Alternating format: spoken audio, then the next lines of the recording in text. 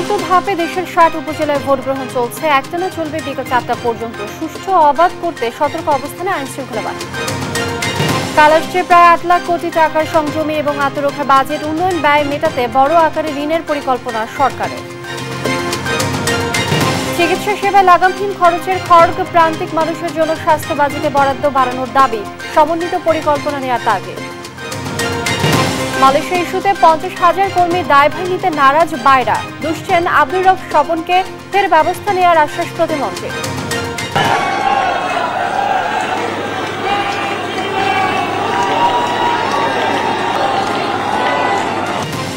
এবং ভারতের ৬ দশকের রেকর্ড ভেঙে টানা তৃতীয়বার ক্ষমতায় মোদীর বিজেপি, ঘুরে দাঁড়ালো কংগ্রেস, তৃণমূলের হাতেই পশ্চিমবঙ্গ। দেখছিলেন শিরোনাম সংবাদ সকালে, সঙ্গে আছি আমি লিনি আফরোজ। জানিয়ে দিব পুরো সংবাদ। চতুর্থ ধাপে ৭টি উপজেলায় একযোগে চলছে ভোট গ্রহণ। সকাল ৮টায় শুরু হওয়া ভোট চলবে বিকেল ৪টা পর্যন্ত। কেন্দ্রগুলোতে প্রয়োজনীয় নিরাপত্তা ব্যবস্থা নিয়েছে আইনশৃঙ্খলা বাহিনী। সকালে ভোটার উপস্থিতি কিছুটা কম থাকলেও ধীরে ধীরে তা বাড়ছে। সহকর্মীদের পাঠানো তথ্যচিত্রে টুম্পা আফরোজের রিপোর্ট। ষষ্ঠ উপজেলা পরিষদ নির্বাচনের চতুর্থ ধাপের ভোট গ্রহণ চলছে। এ ধাপে ৭টি উপজেলায় একযোগে নেওয়া হচ্ছে ভোট। বরিশালের বানারীপাড়া, উজিরপুর ও বাবুগঞ্জ উপজেলায় চলছে ভোট। উৎসবমুখর পরিবেশে কেন্দ্রে আসছেন ভোটাররা। আইন শৃঙ্খলা রক্ষায় প্রতিটি কেন্দ্রে পুলিশ ও আনসার সদস্যরা কাজ করছেন। নির্বাচনী এলাকায় মোতায়েন করা হয়েছে ৬ প্লাটুন বিজিবি। ৫ স্তরের নিরাপত্তার মধ্য দিয়ে ভোলার চরফ্যাশন ও মনপুরা উপজেলায় ভোট গ্রহণ চলছে। ২ উপজেলায় প্রতিদ্বন্দ্বিতা করছেন ১৬ জন। নির্বিঘ্নে ভোট দিতে পেরে খুশি ভোটাররা। আমরা ভোট দিতে হয়েছি এবং আমরা সুস্থ মতো ভোট দিতে পারি। ভোট দিতে আসছি, খুব সুন্দর লাগছে আমাদের কাছে, খুব ভালো লাগছে, পরিবেশটা খুব সুন্দর হয়েছে। ভোট আশা করি সুষ্ঠু হবে এবং আমাদের প্রশাসন থেকে অনেক নির্দেশ আছে যাতে কোনো কারচুপি বা কোনো দুর্নীতি না হয়। ভোট আশা করি সুষ্ঠুভাবে আমরা পরিচালনা করতে পারবো। কুমিল্লার 3টি উপজেলায় ব্যালটের মাধ্যমে ভোট গ্রহণ করা হচ্ছে। সুষ্ঠুভাবে ভোট গ্রহণে জেলা প্রশাসন, পুলিশ, র্যাব, আনসার সদস্যরা কাজ করছেন। টুম্পা আফরোজ, নিউজ ডেস্ক, দেশ টিভি।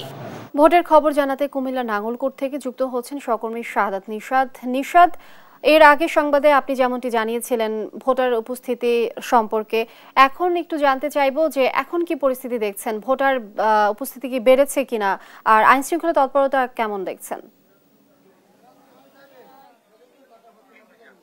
জি, যেমনটি বলছিলেন, আসলে চতুর্থ ধাপের উপজেলা নির্বাচন কিন্তু শুরু হয়েছে এবং সকাল ৮টা থেকে বিকেল ৪টা পর্যন্ত ভোট গ্রহণ অনুষ্ঠিত হবে এবং তার প্রেক্ষিতে কিন্তু ভোটের যে প্রস্তুতি, সেই প্রস্তুতির কিন্তু কার্যক্রমে আমরা দেখেছি ভোটাররা ভোট দিতে আসছেন এবং নির্বিঘ্নে ভোট দেওয়ার জন্য যে আইন শৃঙ্খলা বাহিনীর প্রস্তুতি, সেই প্রস্তুতি চলছে। আমরা আছি কুমিল্লার নাঙ্গলকোট উপজেলা এবং এই মুহূর্তে আমরা যে কেন্দ্রটির সামনে আছি নাঙ্গলকোট মডেল সরকারি প্রাথমিক বিদ্যালয় এবং সেখানে আমরা দেখছি যে মহিলা ভোটার লাইনের যে চিত্র, সেই চিত্র যদি আমরা দেখানোর চেষ্টা করি, বেলা বাড়ার সাথে সাথে ভোট কেন্দ্রে মানুষ আস্তে আস্তে আসা শুরু করেছে এবং তারা কিন্তু তাদের যে পছন্দের প্রার্থীকে ভোট দেওয়ার জন্য যে ইচ্ছা, সেই ইচ্ছা অনুযায়ী কিন্তু তারা ভোট কেন্দ্রে ভোট দিতে আসছেন। আমরা যেই উপজেলায় আছি কুমিল্লার নাঙ্গলকোট, এখানে মোট ১০ জন প্রার্থী প্রতিনিধিত্ব করছেন। এর মধ্যে ৩ জন চেয়ারম্যান পদে এবং বাকি যারা আছেন তারা ভাইস চেয়ারম্যান এবং মহিলা ভাইস চেয়ারম্যান পদে প্রতিদ্বন্দ্বিতা করছেন এবং একই সাথে এই উপজেলায় কিন্তু ৩,৩৫,৭৪১ জন ভোটার রয়েছে, যার মধ্যে পুরুষ ভোটার ১,৭৩,২৯০ জন এবং একই সাথে মহিলা ভোটার রয়েছে ১,৬২,৪৫০ জন এবং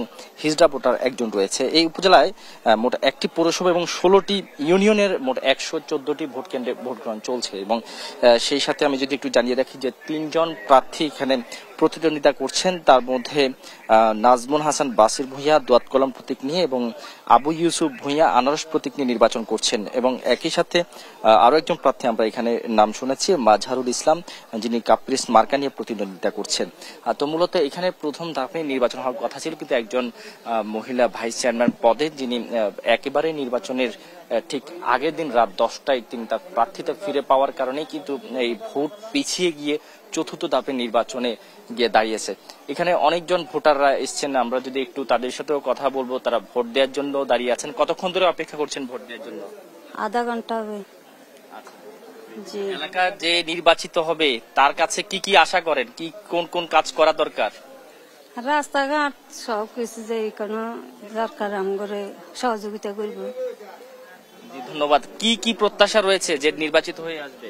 নিশ্চিত হয়েছে দেশে উন্নতি করব, সবাই গরিব দুঃখীর সাহায্য সমাধান করতে পারবে, এই রাস্তাঘাট করবে আর কি। আসলে ভোটারদের যেমনটি প্রত্যাশা থাকে এলাকার জনপ্রতিনিধিকে ঘিরে এলাকার উন্নয়ন কার্যক্রমকে নিয়ে, সেক্ষেত্রে কিন্তু তারা ভোটার জন্য ভোট দিতে আসে এবং সেই সাথে নতুন প্রার্থী আসলে কি হবে, এখানকার আগামীর উপজেলা চেয়ারম্যান কি হবে, সেই পুরোটাই নির্ভরের জন্য বিকেল 4টা পর্যন্ত অপেক্ষা করতে হবে। 4টার পরেই ফলাফল শুরু হবে। এরপরে আসলে এই কুমিল্লার নাঙ্গলকোট উপজেলার নির্বাচনে কে চেয়ারম্যান হয়ে আসবে সেই অপেক্ষায় পালা।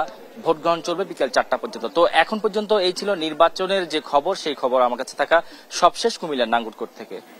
নিশাদ, অসংখ্য ধন্যবাদ আপনাকে। দর্শক, কুমিল্লার নাঙ্গলকোট থেকে যুক্ত ছিলেন আমাদের সহকর্মী নিশাদ। ভোট গ্রহণের খবর জানাতে সরাসরি আমাদের সাথে জামালপুর থেকে যুক্ত হচ্ছেন মেহেদি হাসান। মেহেদি, আপনি নিশ্চয়ই শুনতে পাচ্ছেন।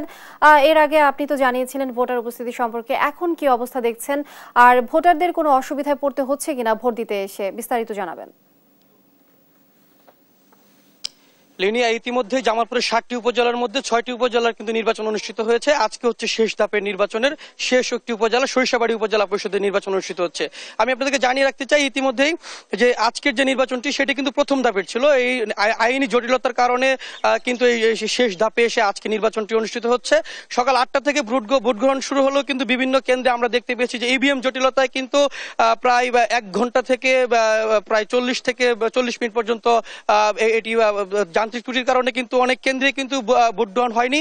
এছাড়াও আরেকটু বিষয় জানাতে চাই যে এটি যখন প্রথম ধাপের নির্বাচনে ছিল তখন প্রতীক বরাদ্দের পর থেকে কিন্তু একটা উৎসব মুখর পরিবেশ বিরাজ করেছিল, কিন্তু এখন শেষ ধাপের হয় বিভিন্ন আইনি জটিলতার কারণে বারবার নির্বাচনটি স্থগিত হওয়ার কারণে কিন্তু এটি শেষ ধাপে এসে গিয়ে পৌঁছে। এবং শেষ ধাপের কারণে আজকে সকাল থেকে আমরা বেশ কয়েকটি ভোট কেন্দ্র আমরা ঘুরে দেখেছি, সেখানে কিন্তু তেমন কোনো ভোটার নেই বললেই চলে এবং 2-1টি কেন্দ্রে যেখানে ভোটার রয়েছে সেখানে কিন্তু ইভিএম জটিলতায় রয়েছে। এছাড়াও যারা আমাদেরকে অনেকেই জানিয়েছেন যে এই এলাকার যারা চরাঞ্চলের মানুষ রয়েছেন বা প্রত্যন্ত গ্রামাঞ্চলের মানুষ রয়েছেন, তারা জানিয়েছেন যে ইভিএম এ তারা এই প্রথমবারের মতো ভোট দিচ্ছেন, যার কারণে অনেকে ইভিএম সম্পর্কে জানে না। এছাড়াও যে নির্বাচন কমিশন থেকে যে ইভিএম সম্পর্কে বিভিন্নভাবে তাদেরকে ট্রেনিং বা জানানো হবে সেটিরও কিন্তু কোনো ব্যবস্থা করা হয়নি। কিন্তু প্রশাসন কিন্তু খুব কঠোরভাবে তারা অবস্থান করছেন। ইতিমধ্যে ব্যাপকভাবে পুলিশ, র্যাব, আইন শৃঙ্খলা রক্ষাকারী বাহিনী সহ আনসার বাহিনী সহ যারা রয়েছেন তারা কিন্তু প্রত্যেকটি কেন্দ্রেই নিরাপত্তা নিশ্চিত করছেন। সবকিছু মিলিয়ে এখন পর্যন্ত কোনো অপ্রীতিকর ঘটনা ঘটেনি। তবে ইতিমধ্যেই আনারস প্রতীকের যে প্রার্থী রয়েছেন তিনি আমাদেরকে অভিযোগ করেছেন যে ইভিএম পদ্ধতির কারণে তিনি নিজেও তার কেন্দ্রে ভোট দিতে পারেননি। এই ছিল আমার কাছে সর্বশেষ তথ্য। লিনিয়া। মেহেদি, অসংখ্য ধন্যবাদ আপনাকে। দর্শক, আমাদের ভোটের খবর জানাচ্ছিলেন সহকর্মী মেহেদি। সিরাজগঞ্জ এবং ময়মনসিংহের ভোটের খবর জানাতে সরাসরি যুক্ত হচ্ছেন সহকর্মী সায়েম উদ্দিন এবং ইলিয়াস আহমেদ। প্রথমেই যাচ্ছি সায়েমের কাছে। সায়েম যুক্ত হচ্ছেন আমাদের সঙ্গে। সায়েম, আপনি জানাবেন কেন্দ্রে কোনো বিশৃঙ্খলা অভিযোগ আছে কিনা, ভোটাররা কি বলছেন এই বিষয়ে?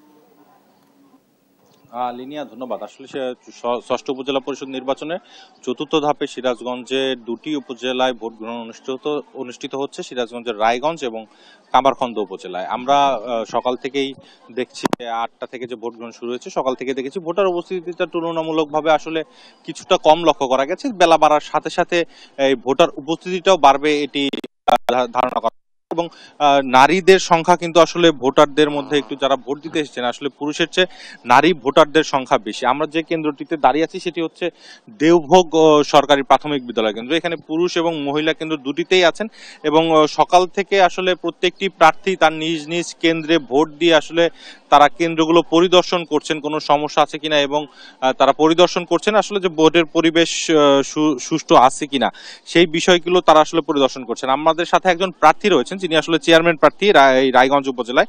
আমরা একটু তার সাথে কথা বলতে চাই। আসলে আপনি ভোটের পরিবেশ কেমন দেখছেন, কোনো সমস্যা মনে হয়েছে কিনা এই কেন্দ্রগুলোতে? না, ভোটের পরিবেশ খুবই ভালো আছে। আমি এখন পর্যন্ত যতগুলো সেন্টার পরিদর্শন করেছি কোথাও কোনো ধরনের ঝামেলা নাই। আশা করছি যে সারাদিন এভাবেই যাবে। আর ইভিএম এ সর্বপ্রথম ভোট দিচ্ছে আমার এলাকার মানুষ। আমরা চেষ্টা করেছি ভিডিওর মাধ্যমে, লিফলেটের মাধ্যমে তাদেরকে অভ্যস্ত করার। তারপরেও ইভিএম অত্যন্ত ভালো একটা সিস্টেম, খুবই সহজ একটা সিস্টেম, কিন্তু যেহেতু প্রথমবারের মতো ভোট দিচ্ছে তো কিছু একটা সমস্যা হলেও হতে পারে। আপনি জয়ের ব্যাপারে আসলে কতটুকু আশাবাদী? আমি জয়ের ব্যাপারে শতভাগ আশাবাদী। আমি উপজেলা পরিষদের চেয়ারম্যান ছিলাম, আমি এমন কিছু করি নাই যার কারণে আমার এলাকার মানুষ আমার উপরে রাগান্বিত হবে, আমাকে ভোট দিবেন না। আমি জয়ের ব্যাপারে শতভাগ আশাবাদী। ধন্যবাদ আপনাকে। এছাড়াও আমরা যে কেন্দ্রটিতে দাঁড়িয়ে আছি এখানে 3700 ভোট রয়েছে। সকাল 8টা থেকে যে ভোট গ্রহণ শুরু হয়েছে 2 ঘন্টায় মাত্র ভোট পড়েছে মাত্র 4% ভোট পড়েছে। আমরা যে রায়গঞ্জ উপজেলাটিতে দাঁড়িয়ে আছি এখানে কিন্তু 2,61,000-এর মতো ভোটার, কিন্তু এখন পর্যন্ত মাত্র 4% ভোট পড়ায় আসলে কিছুটা উদ্বিগ্ন সবাই। আশা করা যাচ্ছে যে এই উপস্থিতিটা বেলা বাড়ার সাথে সাথে ভোটার উপস্থিতিটাও বাড়বে। এই ছিল আমার কাছে সর্বশেষ। আমরা যাচ্ছি ময়মনসিংহে ইলিয়াসের কাছে, তার কাছ থেকে আমরা জানতে চাই আসলে যে সেখানকার উপজেলা পরিষদ নির্বাচন পরিস্থিতি কেমন হচ্ছে। সকাল থেকেই ময়মনসিংহের 3টি উপজেলা পরিষদের ভোট গ্রহণ শুরু হয়েছে, অর্থাৎ শান্তিপূর্ণ পরিবেশের মধ্য দিয়ে কিন্তু ভোট গ্রহণ চলছে। আমরা দেখেছি কেন্দ্রে কেন্দ্রে ভোটার উপস্থিতি একেবারেই কম, অর্থাৎ 2 ঘন্টায় আমি যে কেন্দ্রটিতে দাঁড়িয়ে রয়েছি এই কেন্দ্রটিতে 2 ঘন্টায় কিন্তু, অর্থাৎ বাসিয়া সরকারি প্রাথমিক বিদ্যালয় কেন্দ্র, এই কেন্দ্রটিতে মোট ভোটার রয়েছে 3255 জন ভোটার। 2 ঘন্টায় এই কেন্দ্রে ভোট পড়েছে 47 জন, অর্থাৎ 47 জন ভোটার এই কেন্দ্রে এসে ভোট দিয়েছেন। এই কেন্দ্রটির মতো অন্যান্য কেন্দ্র যে রয়েছে ভোট কেন্দ্র, সেই ভোট কেন্দ্রের কিন্তু একই অবস্থা, অর্থাৎ ভোটার খরার মধ্য দিয়ে কিন্তু ময়মনসিংহের 3টি উপজেলাতেই ভোট গ্রহণ চলছে, অর্থাৎ 361টি কেন্দ্রে কিন্তু সকাল 8টা থেকে ব্যালটের মাধ্যমে ভোট গ্রহণ শুরু হয়েছে। এই ভোট গ্রহণ বিরতিহীনভাবে চলবে বিকেল 4টা পর্যন্ত। 3টি উপজেলায় চেয়ারম্যান পদে 13 জন প্রার্থী, ভাইস চেয়ারম্যান পদে 18 জন এবং মহিলা ভাইস চেয়ারম্যান পদে 9 জন, অর্থাৎ 40 জন প্রার্থী কিন্তু তারা প্রতিদ্বন্দ্বিতা করছেন। প্রার্থী এবং তাদের সমর্থক যারা আছেন তারা কিন্তু ভোটারদেরকে ভোট কেন্দ্রে আসার জন্য কিন্তু চেষ্টা করছেন। তারপরেও আমরা দেখেছি যে একেবারেই ভোটার উপস্থিতি কম, যদিও যে কয়েকজন ভোটার আসছেন, অর্থাৎ নারী ভোটারদের সংখ্যাটাই বেশি, পুরুষ ভোটার নেই বললেই চলে। এবং যারা সংশ্লিষ্ট কর্তৃপক্ষ রয়েছেন, অর্থাৎ তারা বলছেন যে বেলা বাড়ার সঙ্গে সঙ্গে হয়তো ভোটার উপস্থিতি বাড়তে পারে। তারা কিন্তু ভোটারদেরকে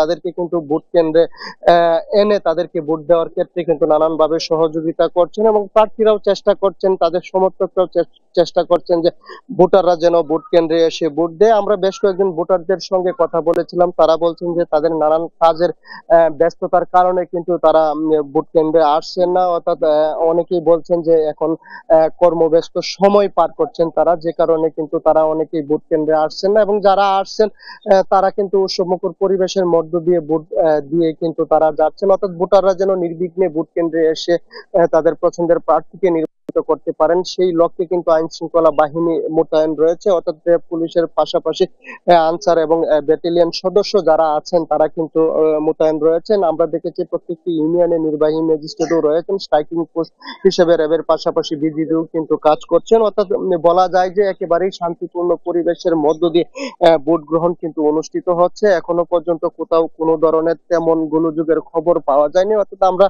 বিচ্ছিন্নভাবে কয়েকটি কেন্দ্রের মধ্যে জাল ভোট দিতে আমরা লক্ষ্য করেছি এবং সেই কেন্দ্রে কিন্তু যারা জাল ভোট দিয়েছেন বেশ কয়েকজনের আটকও করা হয়েছে এবং তাদেরকে কিন্তু নানান কারণ কিন্তু জিজ্ঞাসা করা হয়েছে, অর্থাৎ বলা যাচ্ছে যে একেবারেই শান্তিপূর্ণ পরিবেশের মধ্য দিয়ে ময়মনসিংহের 3টি উপজেলার 361টি ভোট কেন্দ্রে ভোট গ্রহণ চলছে, যদিও ভোটার উপস্থিতি কম এবং কর্তৃপক্ষ আশা করছেন বেলা বাড়ার সঙ্গে সঙ্গে কিন্তু ভোটার উপস্থিতি বাড়বে। এই ছিল আমার কাছে ময়মনসিংহ থেকে ভোট উৎসব নিয়ে সর্বশেষ তথ্য।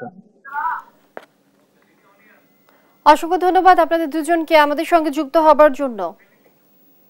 দর্শক, আমরা এই বিষয়ে আরো জানতে আমরা ফেনীতে যুক্ত হচ্ছি, সেখানে রয়েছেন সহকর্মী। আপনি আমাদেরকে জানাবেন ভোটার উপস্থিতি এখন কি অবস্থা, ভোটের সার্বিক পরিস্থিতি সম্পর্কে আমাদেরকে বিস্তারিত জানাবেন। ছাগলনাইয়া উপজেলা পরিষদের নির্বাচন চলছে। আমি এই মুহূর্তে আছি ছাগলনাইয়া মহামায়া ইউনিয়নের উত্তর সরকারি প্রাথমিক বিদ্যালয় কেন্দ্রে। আমি আপনাকে জানিয়ে রাখি, ফেনীর ছাগলনাইয়া উপজেলা পরিষদ নির্বাচনে চেয়ারম্যান পদে 5 জন প্রার্থী প্রতিদ্বন্দ্বিতা করছে, আর মহিলা ভাইস চেয়ারম্যান পদে 2 জন প্রার্থী প্রতিদ্বন্দ্বিতা করছে, আর পুরুষ ভাইস চেয়ারম্যান পদে একজন বিনা প্রতিদ্বন্দ্বী নির্বাচিত হয়েছে। সকাল থেকে আমি বিভিন্ন কেন্দ্রে ঘুরে দেখেছি, ভোটারদের উপস্থিতি অনেকটা ভালো। কয়েকটা কেন্দ্রে ঘুরে দেখলাম সে নারী পুরুষ সকাল 8টা থেকে সেই দীর্ঘ লাইন নিয়ে ভোট দিচ্ছে। আমি এই মুহূর্তে উত্তর ছাত্র কেন্দ্রে একজন প্রার্থীকে পেয়েছি, ওর নাম মিজানুর রহমান মজুমদার। আমি তার সাথে কথা বলবো। জনাব মিজানুর রহমান মজুমদার, আপনি তো বিভিন্ন কেন্দ্রে গিয়েছিলেন, ভোটারদের উপস্থিতি কেমন এবং কি ভোটাররা কতটুকু কেন্দ্রে আসতেছে? অ্যাকচুয়ালি প্রচন্ড গরম, তারপরেও সকাল থেকে আপনারা এখানে দেখছেন ভোটার লাইন ধরে ভোট দিচ্ছে এবং আসা যাওয়া করতেছে। ম্যাক্সিমাম ভোটার এই মহিলা ভোটার আমাদের দেশে, তারা হয়তো রান্নাবান্না করে আরো 1-1.5 ঘন্টা পরে আরো বেশি ভোটার আসবে। তিনি যেটা বলেছে ভোটাররা আসতেছে। আমি অন্যান্য প্রার্থীদের সাথে কথা বলেছি, তারাও বলেছে কিছুটা পরিবেশ গরম হলেও মানে রোদের মধ্যেও ভোটারদের উপস্থিতি অনেকটা ভালো। ফরিদ, আপনাকে অসংখ্য ধন্যবাদ। আর দর্শক, আমাদেরকে ভোটার উপস্থিতি, ভোটের সার্বিক পরিস্থিতির খবরাখবর জানাচ্ছিলেন আমাদের সহকর্মী ফেনী থেকে ফরিদ উদ্দিন। বাজেটের খবর।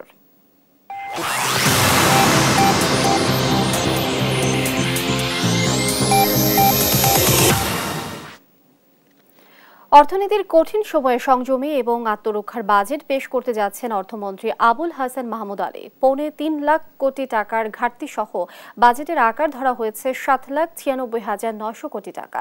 চলতি অর্থ বছরের চেয়ে বেড়েছে মাত্র 4.5%। রাজস্ব আদায় প্রত্যাশার মতো না হওয়ার পাশাপাশি উন্নয়ন ব্যয় মেটাতে বড় আকারে ঋণের পরিকল্পনা করেছে সরকার। বিস্তারিত আমেনা প্রণামের রিপোর্টে। কয়েক বছর ধরেই অর্থনীতিতে স্পষ্ট টানাপোড়েন আর অস্থিরতা। লাগাম টানা যাচ্ছে না মূল্যস্ফীতির, নেই প্রত্যাশিত বিনিয়োগও। এ অবস্থার মধ্যেই 2024-25 অর্থ বছরে 3.25 লাখ কোটি টাকার ঘাটতি সহ বাজেটের আকার ধরা হয়েছে 7,96,900 কোটি টাকা, যা চলতি অর্থ বছরের চেয়ে বেড়েছে মাত্র 4%। মূল্যস্ফীতির সমন্বয় করলে প্রকৃত অর্থে কমেছে বাজেটের আকার। মূল্যস্ফীতির নিয়ন্ত্রণকে প্রধান লক্ষ্য ধরে বাজেটের আকার বাড়াতে নজর দিতে পারেনি সরকার। এনবিআর এর লক্ষ্য ধরা হয়েছে 4,80,000 কোটি টাকা বছর ব্যবধানে, যা বেড়েছে মাত্র 11%। এডিপি প্রায় 1200 প্রকল্পে 2,65,000 কোটি টাকা বরাদ্দ থাকছে। রাজস্ব আদায়ের প্রত্যাশা মতো না হওয়ার পাশাপাশি উন্নয়ন ব্যয় মেটানোর জন্য বড় আকারের ঋণ পরিকল্পনা করছে সরকার। কমানো হয়েছে এনবিআর এর বাইরে অন্য উৎস থেকে আদায়ের লক্ষ্যমাত্রা। ঘাটতি থাকছে 2,56,000 কোটি টাকা, যা পূরণে দেশি বিদেশি ঋণের সুদই দিতে হবে 1.25 লাখ কোটি টাকা। নতুন নতুন বিনিয়োগে সংযত হবার পরামর্শ এনবিআর এর সাবেক চেয়ারম্যানের। বাজেট বাড়ানো মানে কি? কর্মসূচি পালন করা, কিছু করা। তো সেটা তো আমার করতে হবে, আমি ওটা থামাতে পারবো না, কমানো পারবো না, এটা হবে না। বাজেট বাড়তে হবে।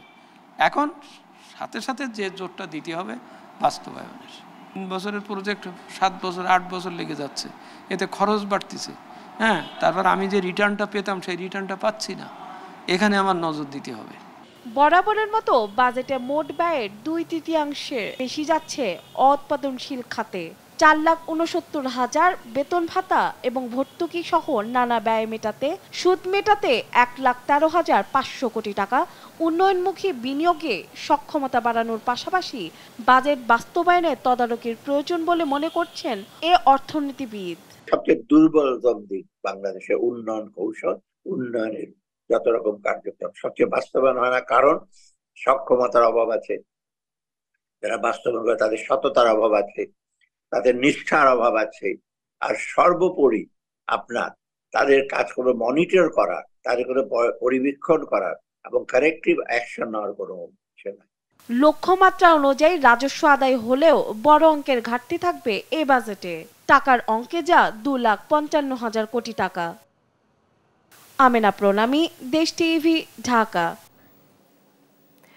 দেশের সরকারি হাসপাতালে অবকাঠামো থাকলেও সুযোগ নেই অধিকাংশ টেস্টের। জনবলের ঘাটতি, যন্ত্রপাতি না থাকায় দীর্ঘ ভোগান্তি সাধারণ মানুষের।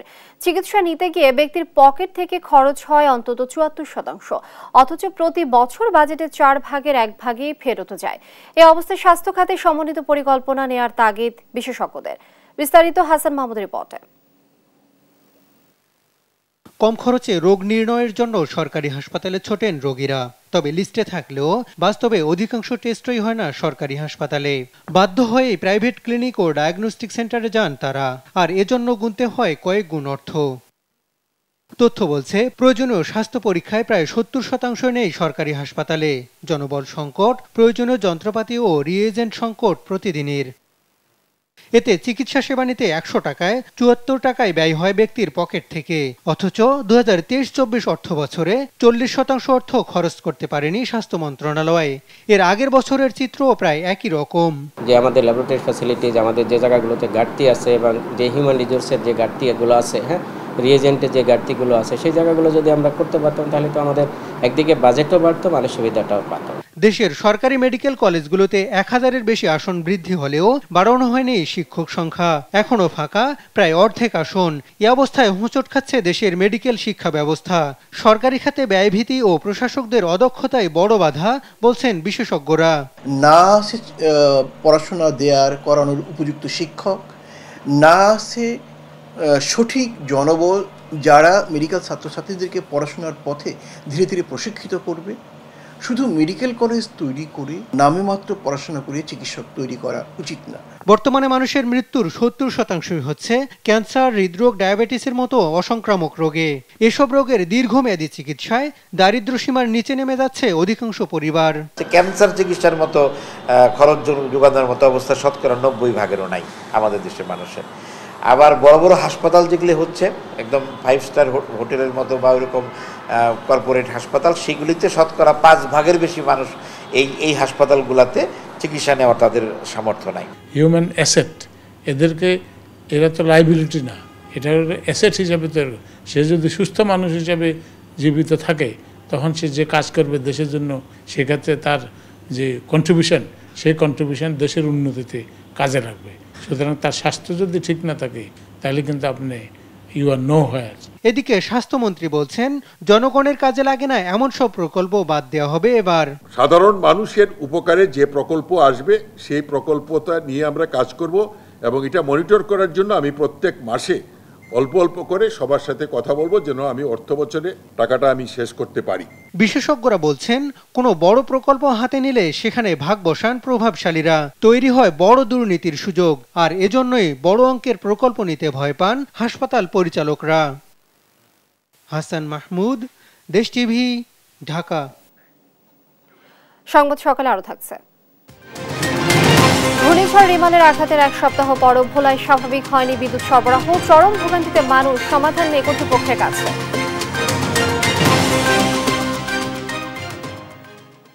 সব প্রক্রিয়া শেষ করেও মালয়েশিয়া যাবার সুযোগ মেলেনি প্রায় 50,000 কর্মীর। প্রভাবশালী মন্ত্রী এমপিদের সিন্ডিকেট 12,000 কোটি টাকা হাতিয়ে নিলেও পাল্টাপাল্টি দোষারোপের বৃত্তেই আছে জনশক্তি নিয়োগকারী এজেন্সির সংগঠন বায়রা।